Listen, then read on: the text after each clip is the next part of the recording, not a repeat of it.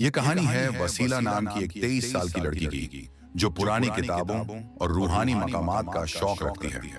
اس کا باپ روحانی طاقتوں کا علم رکھنے والا شخص تھا جو اپنی وفات سے پہلے اپنے کچھ راز اپنی ڈائری میں لکھ کر چلا گیا۔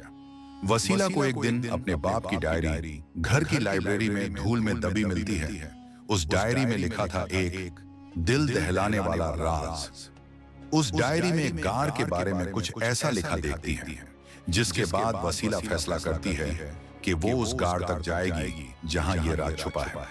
وسیلہ پہاڑوں کے بیچ ایک سنسان راستے سے گزرتی ہے۔ ہوا تیز ہے، رات کا وقت ہے۔ جیسے ہی وہ اس غار کے پاس پہنچتی ہے تو ایک خوفناک چیخ سن کر وہ سہم جاتی ہے۔ اس کا بدن خوف کی وجہ سے کانپنے لگ جاتا ہے۔ جیسے تیسے وہ خود کو سنبھالتی ہے اور غار کے اندر جانے کا فیصلہ کرتی ہے۔ غار میں پرانے نقش، ایک قدیم زنجیر اور ایک لاش نظر آتی ہے جس کے جسم سے گوشت پوری طرح سے اتر چکا ہو۔ وسیلہ کی نظر ایک زنجیر پر پڑتی ہے جس کا ایک سرا غار کے باہر تو دوسرا سرا غار کے اندر کی طرف جا رہا تھا۔ جب وسیلہ زنجیر کو چھوتی ہے تو غار کا ماحول ایک دم سے بدل جاتا ہے۔ ایک زنجیر میں جکڑی روح سامنے آتی ہے، ایک عجیب سا لباس، بالوں میں زنجیر الجھی ہوئی، آنکھوں میں خونی لال روشنی۔ میں جا رہا ہوں، اس زنجیر کی قید میں طویل عرصے سے قید ہوں، جو اپنے ماضی کے گناہ کے سبب سزا کاٹ رہی ہوں۔ یہ سب دیکھ کر وسیلہ گھبرا جاتی ہے، لیکن پھر زہرا اس سے کہتی ہے، اگر تم مجھے رہا کر دے گی تو میں تجھے اس راز تک لے جاؤں گی جو تیرے باپ نے تجھ سے چھپا رکھا تھا۔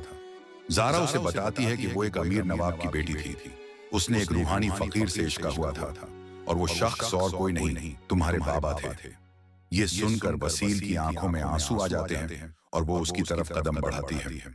کیا آپ میری والدہ ہیں؟ زہرا کہتی ہے، ہاں میں ہی تمہاری والدہ ہوں۔ برسوں پہلے میں اور تمہارے بابا تمہارے نانا یعنی میرے بابا کے گھر آئے تھے۔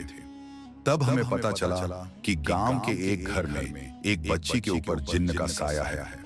تمہارے بابا نے جب یہ سنا تو وہ اس بچی سے ملنے وہاں چلائے گئے اور اس بچی کو اس جن کی قید سے آزاد کرا دیا۔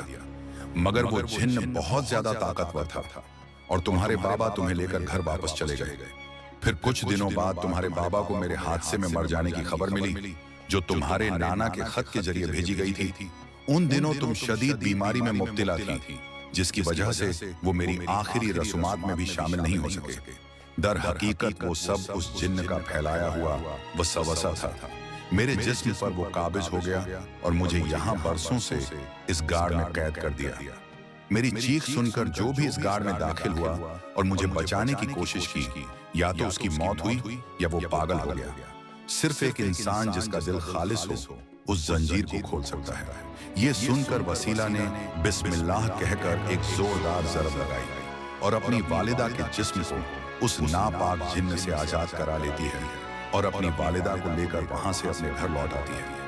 اگلے دن صبح لوگ وسیلہ کو اسی غار کے باہر بے ہوش پاتے ہیں، لیکن اس کے ہاتھ میں ہوتی ہے ایک روحانی کتاب جس میں لکھا ہوتا ہے، تیرے دل کی صفائی نے مجھے رہا کیا، تو اب ہر روح کو آزاد کرنے والی ہے۔